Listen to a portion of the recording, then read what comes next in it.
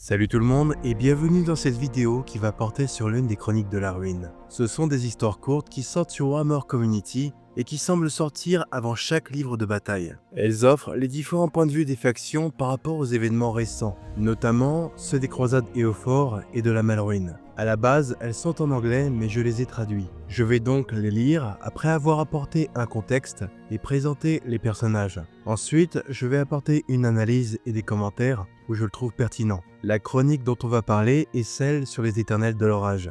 Elle se nomme Le fardeau d'un héros. On suit un groupe d'éternels qui se trouve à la frontière de la rogne pour contenir l'avancée des Skaven. Alors, Bess, Dit Rion en soulevant sa lance d'orage et en attrapant son casque. que penses-tu de nos chances cette fois? Autrefois, cette question aurait arraché une plaisanterie ou une bravade un peu maladroite de sa camarade Vindictor. Au moins un haussement d'épaule ou un soupir. Maintenant, elle ne recevait plus rien du tout. Et cela remplissait Rion d'une tristesse presque insupportable. Bessara se tenait parfaitement droite, immobile, de manière presque surnaturelle, fixant les cendres et les ruines du crochet d'Oratam. Ses yeux, autrefois pétillants, ne reflétaient plus qu'une sorte de vigilance vide. Ils étaient comme ça depuis longtemps, mais Rion ne s'y était toujours pas habitué. Cela avait commencé pendant la dure campagne, contre les ravageurs des fléaux venteux. Et Bess était morte 3 fois depuis. À chaque fois que son âme était brisée sur l'enclume de l'apothéose, elle revenait un peu plus froide, un peu plus distante, un peu moins la camarade que Rion avait côtoyée pendant tant d'années. Nous n'en avons pas encore assez tué. Dit Bess. Les hommes rats sont trop nombreux, et nous n'avons que peu de moyens pour contrer leur artillerie. Nous pouvons tenir peut-être un assaut de plus. Si nous sommes chanceux, pensa Rion. Il restait au moins 30 marteaux de Sigmar pour défendre le crochet. Un assortiment éparse d'infanterie, quelques archers et 2 cavaliers sur griffes. C'était tout ce qui subsistait d'une fraternité entière après un mois de guerre acharnée et d'usure. Ici, à la lisière de la rogne, il y avait peu de chances de recevoir des renforts, que ce soit envoyés depuis Azir ou autrement. 2 dizaines de membres des guildes franches tenaient encore debout, mais à peine. Il manquait de munitions et plus encore de nourriture. Rion s'approcha de son ami et posa une main sur son épaule. « Nous avons survécu à pire. » dit-elle, grimaçant devant le ton forcé de légèreté dans sa voix. Bessara ne répondit pas. Tu te souviens de la porte du bûcher? Toi et moi, seuls contre une horde de pillards de cool. À la fin, j'avais une lance à travers la cuisse et une main sectionnée. Toi, pas une seule égratignure. 4 jours et nuits de combat et même pas une éraflure.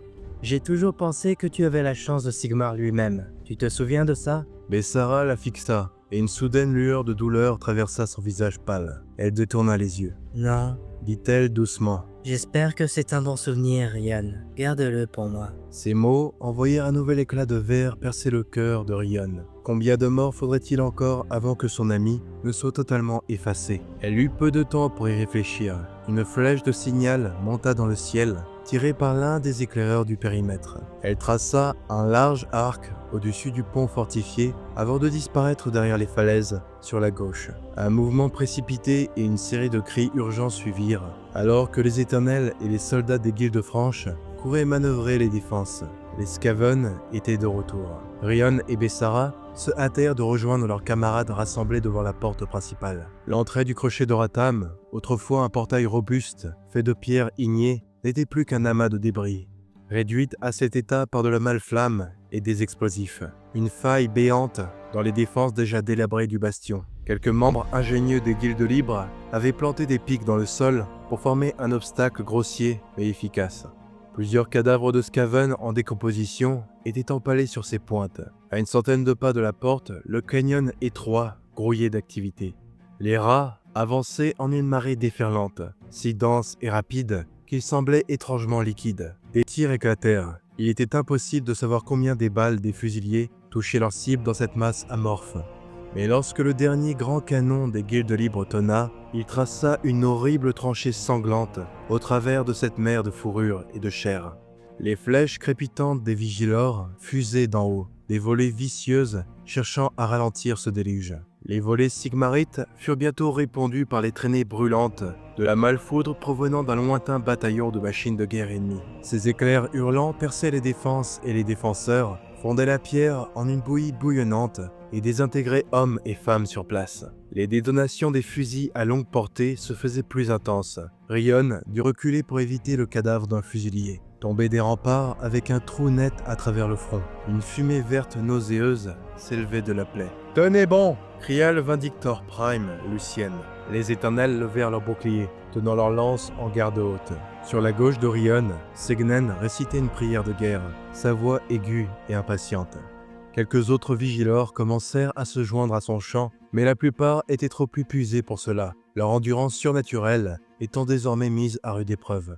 Un tonneau de bière de Doardin que nous ne mourrons pas. Murmura Rion à Bessara, dont le bouclier effleurait le sien. Bess la regarda et hocha la tête avec raideur. Paris tenu. Dans un chœur de hurlements frénétiques et stridents, les hommes rats atteignirent les murs. Propulsés par leur seul élan, beaucoup furent empalés sur les pics de la palissade. D'autres tombèrent et furent piétinés par leurs propres semblables. Certains bondirent sur les remparts extérieurs, tentant d'escalader la pierre rugueuse pour atteindre les tireurs postés en hauteur. Une grande vague de silhouettes courbées franchit les barricades brisées et se rua sur les marteaux. Les yeux des hommes rats étaient affolés et fous. Leur puanteur semblait être un mélange âcre de peur, d'impatience et de haine. Une vingtaine de lances Vigilors frappèrent à l'unisson, et les premiers ennemis périrent avant de pouvoir semer le chaos. L'arme d'Orion s'enfonça dans la poitrine osseuse d'un guerrier Skaven. Elle la retira pour la replonger une demi-douzaine de fois dans d'autres cibles. Les cadavres Skaven commencèrent à s'amonceler devant la position des marteaux, mais la pression restait implacable. Des cris déchirèrent l'air. Le pilonnage d'artillerie devint à sens unique. Les murs grincèrent et tremblèrent sous le tonnerre incessant des impacts. Le grand canon s'était tu. Rion n'avait pas le temps de vérifier, mais elle devinait que ces maudits tireurs embusqués avaient abattu les derniers membres de l'équipe d'artilleurs. Les Éternels commencèrent à tomber. Les rats les submergeaient simplement, leurs lames grossières glissant le long des jointures des armures sigmarites jusqu'à trouver une ouverture puis s'enfoncer profondément. La foudre illuminait le champ de bataille d'éclairs intermittents, mêlant le blanc pur de l'énergie azyrite discorporée et le vert fétide de l'art des Skaven. Les camarades gravement blessés continuaient de se battre, tuant jusqu'à ce que leur corps se dissolve en éclairs hurlants pour s'élancer vers les cieux. La ligne tenait miraculeusement. C'était toujours ainsi avec les hommes rats, se disait Rion. Si vous pouviez résister à leur assaut, à leur nombre et à leur férocité, dans ces moments critiques d'ouverture, vous pouviez tenir jusqu'à ce que leur esprit se brise. Mais c'était là toute la malédiction de ces créatures. Au moment où vous pensiez les avoir compris, le poignard s'enfonçait dans votre dos. Le sol se mit à trembler sous leurs bottes. La roche sèche et craquelée éclata, et un bruit sourd, menaçant, comme celui des multiples crocs d'un ver des cavernes, résonna. Rion risqua un coup d'œil derrière elle et vit le sol du camp céder alors qu'une immense mâchoire de métal tourbillonnant émergeait des profondeurs, projetant une pluie mortelle d'éclats de pierre. L'engin diabolique s'éleva dans les airs, telle une baleine bondissant hors de l'eau, avant de retomber avec fracas sur un groupe de guildes libres hurlant, les écrasant sur le cou. Un instant de calme suivit. Toute la bataille semblait suspendue face à ce bouleversement terrifiant. Puis, une grande plaque de métal sur le côté de la machine de forage s'ouvrit, laissant échapper des guerriers hurlants, non seulement les frêles assassins ennemis, mais aussi des horreurs massives et baveuses, plus grandes que n'importe quel éternel, leur corps marqués par des coutures grossières et des traces de malpierres palpitantes. « Repli !» hurlait le Vindictor Prime Lucienne. « Repliez-vous à la seconde ligne !» La dernière ligne, l'ancienne caserne du Bastion, n'était pas plus qu'un squelette calciné, ravagé par le feu et rempli de mourants et de blessés. Là, ils se battraient jusqu'à ce qu'ils ne puissent plus, avant d'être abattus un par un. Rion s'apprêtait à obéir à l'ordre de son primus lorsqu'elle remarqua que son flanc droit était exposé. Un homme rat se précipitait pour l'attaquer, mais elle l'écrasa avec le bord de son bouclier contre son visage. Puis le donna un coup de pied dans la poitrine avec une telle force qu'elle sentit ses côtes se briser. Bess avait disparu de son champ de vision. D'abord, Rion crut que son ami était tombé, mais un éclat de Sigmarite lui montra qu'elle combattait toujours, ignorant l'ordre du Vindictor Primus Lucienne. Rion sentit sa respiration se bloquer dans sa gorge, mais Sarah était entourée de cadavres. Un cercle de Skaven sifflait et grimpait autour d'elle, cherchant à rassembler le courage nécessaire pour attaquer en masse. « Bess !» cria Rion. « Replie-toi, bon sang !» Son ami la fixa un instant, et Rion ne vit aucune camaraderie dans ses yeux crépitants, ni même une lueur de reconnaissance. Mais Sarah n'était plus là, consumée par un zèle meurtrier dénué de passion, que Rion avait déjà vu sur les visages de camarades perdus. Son regard était vide, celui de ceux reforgés une fois de trop, dont l'âme, usée jusqu'à la moelle, n'était plus qu'une chose fragile et sans joie, avide seulement de bataille. Pensant leur ennemi distrait, les Skaven se rapprochèrent. Ce fut leur erreur. Bessara se déplaça avec une rapidité effrayante, balançant sa lance dans un large demi-cercle pour projeter 2 hommes rats au sol, puis frappant une fois, 2 fois, 3 fois. Plusieurs autres cadavres s'ajoutèrent à un tas au pied de la Vindictor. Du coin de l'œil, Rion vit un rat au gore avant qu'il ne s'apprête à frapper. Une masse de chair et de muscles nauséabonds avançant à la vitesse d'un lion bondissant. Il traversa la mêlée et s'écrasa sur Bessara, l'emportant au sol. « Bess !» Ignorant les cris de ses camarades en retraite, Rion courut à l'aide de son ami. L'ennemi était serré en grappe, mais elle abaissa son bouclier et il traversa de force. Le désespoir lui prêtant de la vigueur. La créature difforme et rugissante lacérait l'armure de Bessara avec ses griffes longues comme des dagues. Des filets de bave acide coulaient de sa gueule démesurée, et les cicatrices qui striaient son dos pulsaient d'une hideuse lumière verte bile. Rion enfonça sa lance profondément dans son flanc. La bête se câbla en hurlant. Bessara, son armure déchirée par une douzaine d'endroits, le sang jaillissant, parvint d'une manière ou d'une autre à se dégager et frappa la mâchoire de la bête d'un coup de poing, brisant ses dents sur le cou. Le rat au gore recula, mais saisit l'éternel blessé et la projeta en l'air. Le corps de Bessara tourna comme une poupée de chiffon. Elle atterrit sur la nuque dans un bruit écœurant. « Non !» cria Rion, sachant qu'elle était déjà trop tard. Elle planta sa lance dans le bas du dos du monstre. Ce second coup le fit chanceler, hurlant et se tordant de douleur. Pourtant, cette maudite chose refusait de tomber. Elle se tourna vers Rion, hurlant sans réflexion. Une patte énorme frappa son bouclier en plein centre. La force du coup la projeta au sol. Elle atterrit sur le dos sonné, à travers un brouillard flou. Elle vit la bête se pencher au-dessus d'elle, levant ses 2 poings pour écraser son crâne. Une ombre les engloutit tous deux. Quelque chose de gigantesque plongea et saisit le rat ogre dans ses serres étincelantes.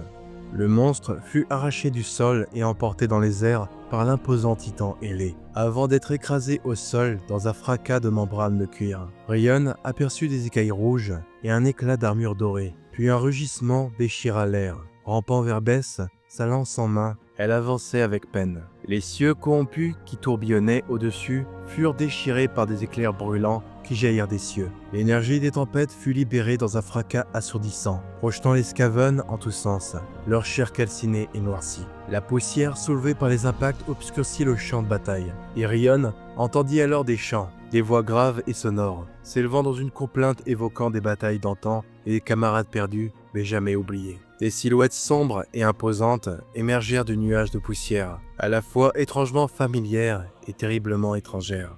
Elles se jetèrent dans les rangs désorientés des Skaven, comme le marteau du dieu roi lui-même. Les cris qui emplirent l'air n'étaient plus ceux d'une horde frénétique, mais les plaintes hésitantes d'hommes rats terrifiés. Parés d'une sombre armure dorée, ces éternels combattaient avec la même froide brutalité que Bessara. Là où leurs lames s'abattaient, l'ennemi était taillé et réduit en morceaux. Leur frénésie oubliée, les Skaven commencèrent à fuir dans un enchevêtrement chaotique de queues et de membres. Malgré ce retournement de situation inattendu, la bataille s'effaça de l'esprit d'Orion, devenant insignifiante. Ses yeux étaient fixés sur Bessara. Son ami gisait immobile, son casque arraché, dévoilant une blessure hideuse.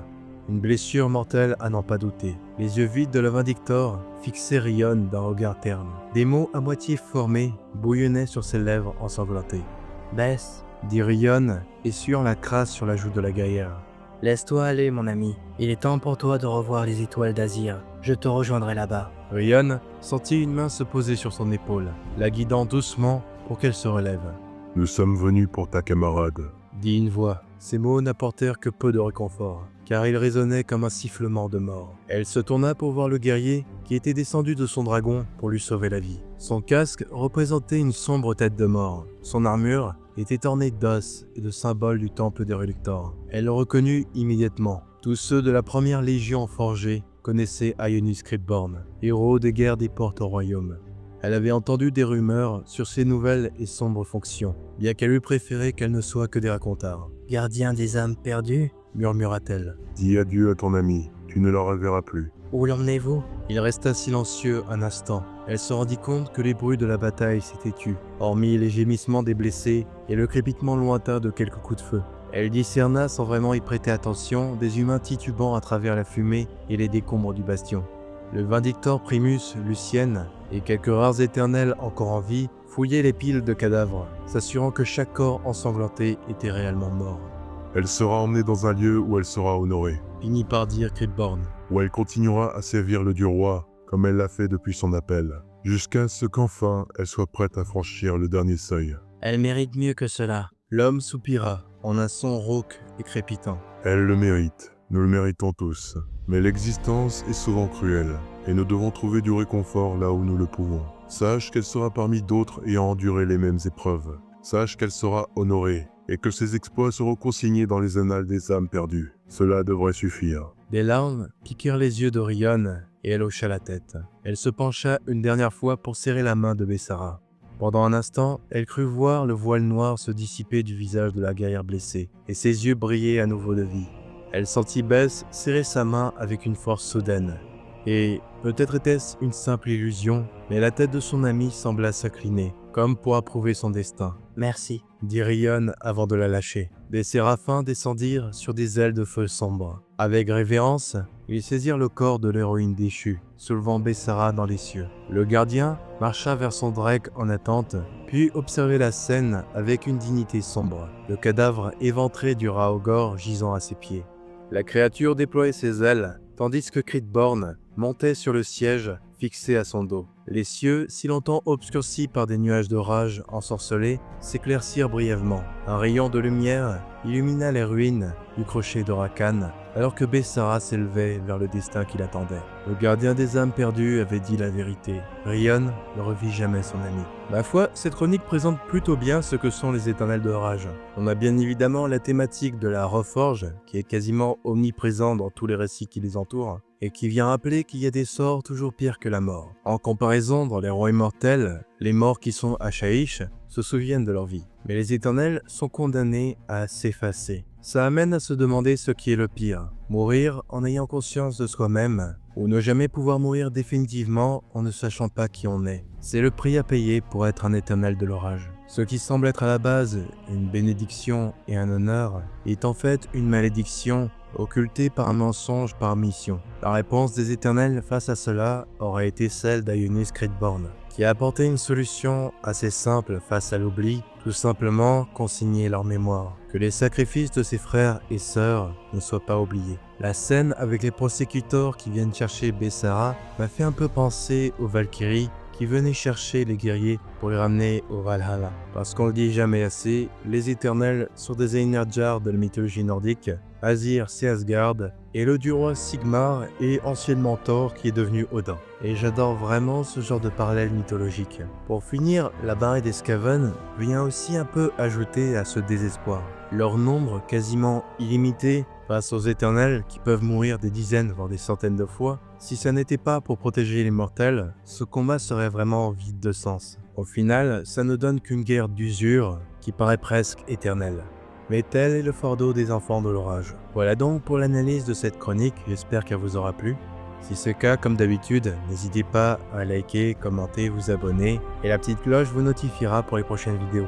Merci d'avoir aidé jusqu'au bout, et merci aux membres et tipeurs qui soutiennent la chaîne, ainsi qu'à ceux qui utilisent le lien partenaire dans la description, qui permet de faire des économies jusqu'à moins 20% pour des produits autour de l'âge de Sigmar et du Wargame. Et d'une pierre deux coups, ça soutient la chaîne. Merci pour votre soutien peu importe sa forme, et à la prochaine.